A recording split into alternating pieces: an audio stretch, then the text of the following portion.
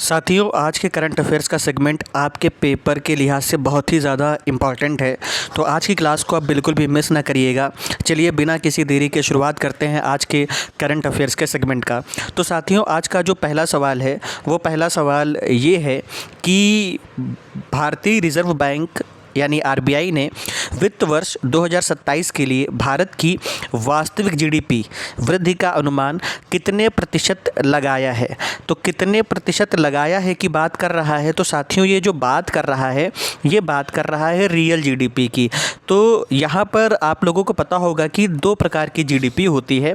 तो इसका हम सही उत्तर की पहले बात करते हैं। तो सही उत्तर है 6.9%, यानी कि 6.9% वास्तविक जीडीपी वृद्धि का अनुमान है 2027 के लिए। तो सबसे पहले हम बात करते हैं आरबीआई के बारे में।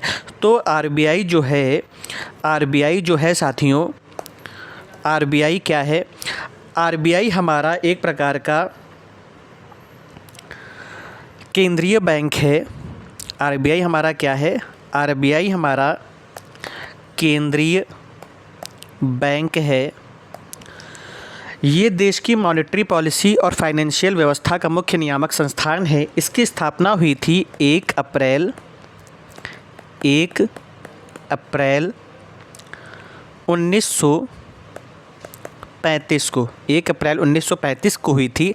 और ये जिस एक्ट के तहत हुई थी उस एक्ट का नाम था reserve bank of India act 1934 के तहत इसकी स्थापना की गई थी। और प्रारंभ में ये एक निजी स्वामित्व वाली संस्था थी।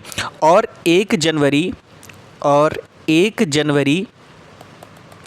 कब 1 जनवरी 1949 को इसका राष्ट्रीयकरण किया गया। और इसका मुख्यालय कहाँ पर है? तो साथियों, इसका मुख्यालय है मुंबई में। ठीक। और शुरुआत में इसका मुख्यालय कहाँ हुआ करता था? तो कोलकाता में इसका मुख्यालय हुआ करता था, जिसे बाद में कहाँ स्थानांतरित किया गया? मुंबई में स्थानांतरित कर दिया गया। अब बात करते हैं कि आरबीआई का जो है मुख्य पर्पस क्या था। तो सबसे पहला जो इसका पर्पस था वो था प्राइस में स्टेबिलिटी बनाए रखना, यानी देश के अंदर जो भी मार्केट के अंदर प्राइस है उसको स्टेबल बनाना। दूसरा, इकोनॉमिक डेवलपमेंट को बढ़ावा देना। तीसरा, बैंकिंग प्रणाली को सुरक्षित रखना और मजबूत बनाना। और चौथा, मुद्रा और ऋण व्यवस्था का प्रबंधन करना।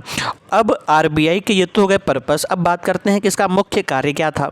तो मुख्य कार्य की अगर बात करें तो इसका जो मुख्य कार्य है वो मुख्य कार्य है पहला, मुद्रा जारी करना। अब जब मुद्रा जारी करने की बात करते हैं तो मुद्रा जारी करने का काम क्या है? मुद्रा जारी करने का जो काम है, 1 मिनट रुकिएगा, सॉरी, इसको डिलीट कर देते हैं क्योंकि रबड़ का हम भूल गए हैं कि इसमें रबड़ का ऑप्शन कौन सा है। तो इसमें जो मुद्रा जारी करने का काम है वो कौन करता है? तो मुद्रा जारी करने का जो काम करता है वो आरबीआई करता है। तो मुद्रा जारी करने का काम क्या होता है? तो यहाँ पर जो है करेंसी नोट्स जारी करने का अधिकार रखता है। रुपए 1 का नोट, ठीक, उसके बाद अन्य सभी नोट आरबीआई जारी करती है। फिर इसे सरकार का बैंक कहा जाता है, क्योंकि आरबीआई जो होता है केंद्र व राज्य सरकारों का बैंक है, एजेंट है और उसका सलाहकार है। और सरकारी खाते का क्या करता है? संचालन करता है। संचालन किसका करता है? गवर्नमेंट खाते का। ठीक। और बैंकों का बैंक है, क्योंकि सभी अनुसूचित बैंक आरबीआई में खाते रखते हैं और आवश्यकता पड़ने पर आरबीआई उन्हें ऋण देता है। फिर विदेशी मुद्रा फॉरेन एक्सचेंज रिजर्व रखता है और विदेशी विनिमय बाजार को भी कंट्रोल करता है। फिर मॉनेटरी पॉलिसी को बनाता है। फिर बैंकिंग नियमन करता है। उसके बाद इसके पास मौद्रिक नीति के कुछ टूल होते हैं, जैसे रेपो रेट होता है। रेपो दर कहते हो हिंदी में। रेपो दर मतलब वो दर जिस पर आरबीआई बैंकों को अल्पकालिक ऋण देता है। रिवर्स रेपो रेट मतलब जिस दर पर आरबीआई बैंकों से पैसा उधार लेता है। कैश रिजर्व रेशियो का मतलब होता है बैंकों को अपनी जमा राशि का एक भाग आरबीआई के पास नगद रखना पड़ता है। स्टैट्यूटरी लिक्विडिटी रेशियो का मतलब होता है बैंकों को अपनी जमा राशि का एक हिस्सा सुरक्षित परिसंपत्तियों में रखना होता है। और आरबीआई की संगठनात्मक संरचना की बात करो तो इसमें जैसे हम लोग पॉलिटी में कोई भी चीज़ पढ़ते हैं, चाहे हम लोग पढ़ें लोकसभा के बारे में, राज्यसभा के बारे में, प्रधानमंत्री के बारे में, राज्य विधानमंडल के बारे में, तो हम लोग उसकी संरचना के बारे में पढ़ते हैं कि इसमें कितने सदस्य होते हैं, मुख्य कार्यकारी अध्यक्ष कौन होता है, सपोर्ट में कौन कौन होता है। इसी तरह से आरबीआई की भी संगठनात्मक संरचना होती है। तो यहाँ पर जो आरबीआई का प्रमुख होता है वो कौन होता है, तो यहाँ पर जो इसका प्रमुख होता है वो होता है गवर्नर। दूसरा, वर्तमान गवर्नर कौन है, तो वर्तमान गवर्नर हैं संजय मल्होत्रा। अगर ये गलत हो तो आप लोग हमको कमेंट सेक्शन में सही करके बताइएगा। केंद्रीय निदेशक मंडल कौन है, तो गवर्नर होता है, फिर उप गवर्नर होता है, उसके बाद केंद्र सरकार द्वारा नामित निदेशक होता है, फिर स्थानीय बोर्डों के प्रतिनिधि होते हैं। इसके बाद बात करते हैं कि वास्तविक जीडीपी क्या है, तो किसी देश में एक निश्चित अवधि में उत्पादित सभी अंतिम वस्तुओं और सेवा के कुल मूल्य को स्थिर कीमतों पर मापोगे जब, तो इसमें महंगाई के प्रभाव को हटा दोगे तो हमें जो मिलेगा वो हमें मिलेगा क्या, हमें मिलेगा वास्तविक जीडीपी। तो यही वास्तविक जीडीपी जो निकाली गई है हमारे 2027 के लिए, वो निकल के आई है 6.9% हमारे अगले वित्त वर्ष के लिए। अब हम लोग आगे बढ़ते हैं अगले सेगमेंट की तरफ, अगले करंट अफेयर्स की तरफ। तो आई होप कि आपको ये पहला क्वेश्चन समझ में आ गया होगा। आपको ये डिटेल में इसलिए बता रहा हूँ ताकि आपको ये विद लॉजिकल एक्सप्लेनेशन के साथ आपको याद रहे कि ये बताना क्या चाहता है। तो रियल जीडीपी का इंपॉर्टेंस इसलिए बढ़ जाता है क्योंकि ये अर्थव्यवस्था की वास्तविक ग्रोथ को बताता है, महंगाई के प्रभाव को हटाता है और हर साल में आर्थिक प्रगति की सही तुलना करने में मदद करता है। सरकार को केंद्रीय बैंक नीति निर्माण में इसका उपयोग करता है, सरकार करती है। ठीक है, अब बात करते हैं अगले क्वेश्चन की। तो अगला क्वेश्चन है, म्यूनिख में ISSF विश्व कप में महिलाओं की 25 मीटर पिस्टल स्पर्धा में स्वर्ण पदक किसने जीता, गोल्ड मेडल किसने जीता, तो सही उत्तर है ईशा सिंह। अब ये ईशा सिंह कौन है, याद करने के लिए हमें ईशा सिंह के बारे में पता होना चाहिए। तो इनका जन्म 1 जनवरी 2025 को हैदराबाद में हुआ था। ये जिस खेल से संबंधित है उसका नाम है शूटिंग, 10 मीटर एयर पिस्टल और 25 मीटर पिस्टल। 13 वर्ष की आयु में राष्ट्रीय चैंपियन बनकर चर्चा में आई।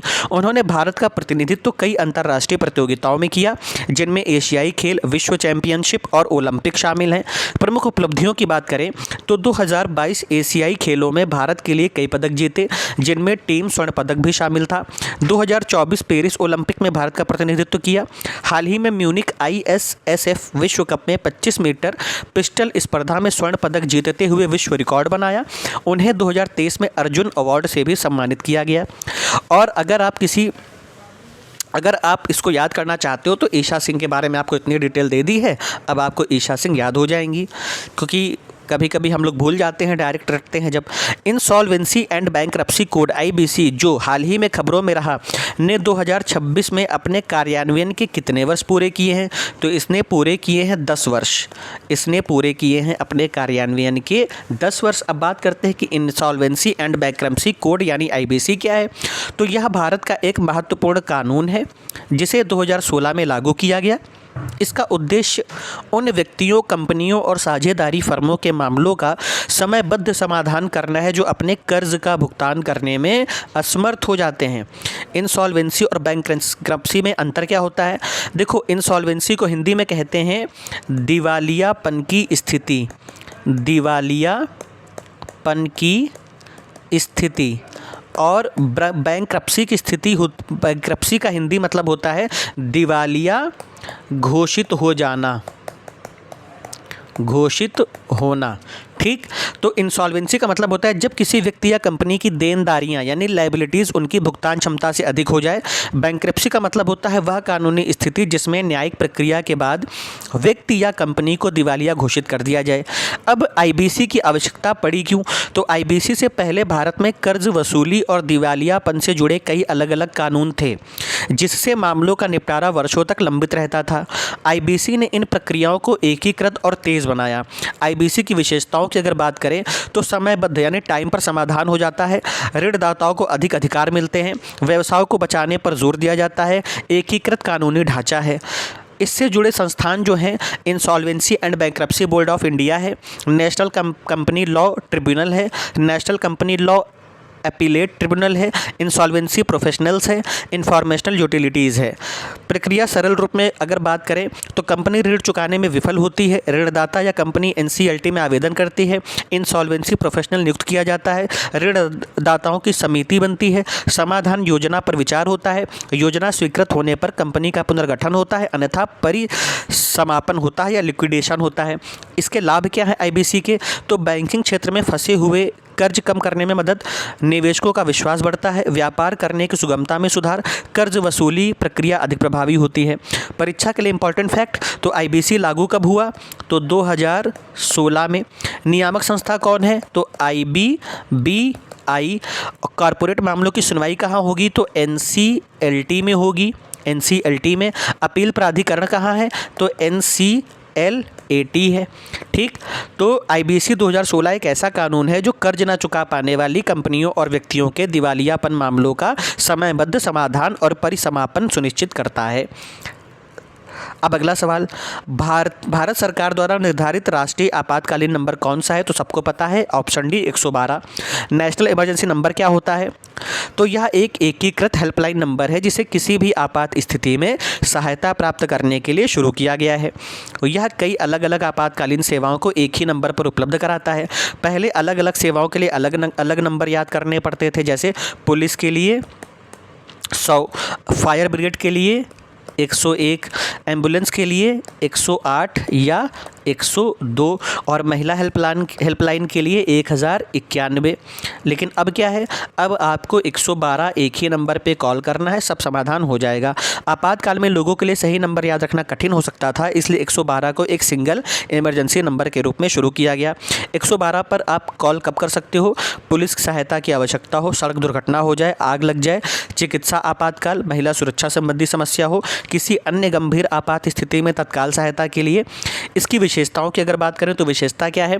पूरे भारत में लागू, 24/7 अवेलेबिलिटी, मोबाइल और लैंडलाइन दोनों से डायल किया जा सकता है। कई राज्यों में 112 इंडिया मोबाइल ऐप भी उपलब्ध है। आपात स्थिति में त्वरित सहायता के लिए कॉल, एसएमएस या ऐप का उपयोग किया जा सकता है। परीक्षा के लिए अगर इंपॉर्टेंट क्वेश्चंस की बात करें तो भारत का राष्ट्रीय आपात नंबर क्या है? 112। 112 का उद्देश्य क्या है? पुलिस, अग्निशमन, एम्बुलेंस और अन्य आपातकालीन सेवाओं के लिए एकीकृत सहायता प्रदान करना। एक लाइन में बात करें तो 112 भारत का एकीकृत राष्ट्रीय आपातकालीन नंबर है जिसे किसी भी आपात स्थिति में तुरंत सहायता प्रदान करने के लिए शुरू किया गया है। अगला सवाल, हाल ही में किस राज्य ने उच्च शिक्षा के शासन के लिए एक अकादमिक सिंडिकेट स्थापित करने की योजना की घोषणा की है? तो option A Kerala. Option A क्या है? केरल है। हम बात करते हैं कि एकेडमिक सिंडिकेट क्या होता है। तो एकेडमिक सिंडिकेट किसी विश्वविद्यालय का एक महत्वपूर्ण प्रशासनिक और नीति निर्माण निकाय यानी गवर्निंग बॉडी होता है। इसका काम विश्वविद्यालय के शैक्षणिक और प्रशासनिक कार्यों की निगरानी करना और महत्वपूर्ण डिसीजन लेना होता है। इसके कार्य क्या होते हैं? यूनिवर्सिटी की शैक्षणिक नीतियों को लागू करना, नए सिलेबस और कार्यक्रमों को मंजूरी देना, शिक्षकों और कर्मचारियों से जुड़े कुछ प्रशासनिक मामलों पर निर्णय लेना, विश्वविद्यालय के वित्तीय और प्रशासनिक कार्यों की निगरानी करना, विभिन्न समितियों और विभागों की सिफारिशों पर विचार करना। इनमें कौन कौन शामिल हो सकते हैं? तो कुलपति, वाइस चांसलर के साथ में अगर प्रो वीसी का पद है तो वो, नहीं तो डीन, वरिष्ठ प्रोफेसर, चुने हुए प्रतिनिधि, सरकार या विश्वविद्यालय द्वारा नामित सदस्य। और एकेडमिक काउंसिल और सिंडिकेट में डिफरेंस क्या होता है? तो एकेडमिक काउंसिल मुख्यतः शैक्षणिक मामलों पर सलाह देता है, सिंडिकेट शैक्षणिक और प्रशासनिक दोनों मामलों में नियम लागू करता है। एकेडमिक काउंसिल पाठ्यक्रम, परीक्षा, शोध आदि पर ध्यान देता है, सिंडिकेट प्रशासन, वित्त और नीति कार्यान्वयन पर ध्यान देता है। एकेडमिक काउंसिल सलाहकारी निकाय है और सिंडिकेट कार्यकारी प्रशासनिक निकाय है। यदि विश्वविद्यालय को एक सरकार माना जाए तो एकेडमिक काउंसिल नीतियां और शैक्षणिक सुझाव देगी, जबकि एकेडमिक सिंडिकेट उन नीतियों को लागू करने और प्रशासनिक निर्णय लेने का कार्य करता है। तो ये हो गया आपका एकेडमिक सिंडिकेट। अब बात करते हैं हाल ही में किस राज्य ने वरिष्ठ नागरिकों के कल्याण के लिए अलग विभाग बनाने की घोषणा की? तो केरल है। State of India's digital economy 2026 report के अनुसार आर्टिफिशियल इंटेलिजेंस के प्रदर्शन में भारत का कौन सा स्थान है वर्ल्ड में? तो चौथा। 2026 स्क्रिप्स नेशनल स्पेलिंग बी किसने जीता? तो ऑप्शन ए श्रेया पारिख ने। 9वां क्वेश्चन है, हाल ही में किस राज्य ने भारत में ग्लास सबस्ट्रेट मैन्युफैक्चरिंग टेक्नोलॉजी लाने के लिए इंटेल और 3D ग्लास सॉल्यूशंस के साथ एक मेमोरेंडम ऑफ अंडरस्टैंडिंग पर हस्ताक्षर किए? तो सही ऑप्शन है उड़ीसा। अगला क्वेश्चन है 10वां लास्ट, हाल ही में रिलीज हुई किताब इंडियाज़ फर्स्ट ओलंपिक गोल्ड के लेखक कौन है? तो के अरुमुगम। तो ये रहा आपका आज का 1 जून के लिए करंट अफेयर्स के क्वेश्चंस मोस्ट इम्पॉर्टेंट। तो आप लोगों को ये सीरीज़ कैसी लगी आप लोग कमेंट सेक्शन में कमेंट करके ज़रूर बताइएगा। और ये आपको याद रखना है क्योंकि पेपर के लिहाज से बहुत इंपॉर्टेंट है। और यहाँ से आपने अगर इस वीडियो लेक्चर को बिंज वॉच कर लिया तो यकीन मानिए आपको करंट अफेयर्स में कहीं से कुछ भी पढ़ने की ज़रूरत नहीं, आपको अपने क्वेश्चन पेपर में यहाँ से डायरेक्टली क्वेश्चन देखने को मिलेंगे।